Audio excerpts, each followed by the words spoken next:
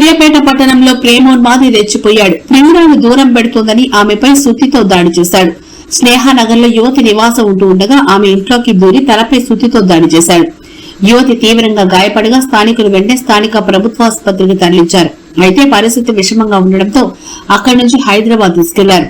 దాడి చేసిన అనంతరం స్థానికులు నిందితుడిని పట్టుకుని స్తంభానికి కట్టి దేహశుద్ధి చేశారు. అనంతరం పోలీసులకు సమాచారం అందించారు. ఇదిలా ఉంటే యువతి యువకుడు ఇద్దరు పక్కపక్కన గ్రామాలకు చెందిన వారేని తెలుస్తోంది. 8 ఏళ్లుగా ఇద్దరు ప్రేమించుకుంటున్నట్టు సమాచారం. గత కొంతకాలంగా యువతి ఒంటరిగా సూర్యాపేటలోనే ఉంటున్నట్టు తెలుస్తోంది. ప్రేమానుమతి దాడితో సూర్యాపేటలో ఒక్కసారిగా భయాందోళనకర వాతావరణం నెలకొంది. ఇక నిన్న హైదరాబాద్ వనస్థలిపురంలోని ఇలాంటి దారుణమే చోటు చేసుకుంది. విడాకులు ఇచ్చి మరో పెళ్లి చేసుకుందని మాజీ భర్త మహిళ నివాసానికి వచ్చి దాడి చేశాడు. తీవ్రంగా గాయపడిన మహిళ అక్కడికిక్కడే మరణించింది. ఈ ఘటన మరిచిపోకముందే రాష్ట్రంలో మరో దారుణం చోటు చేసుకుంది.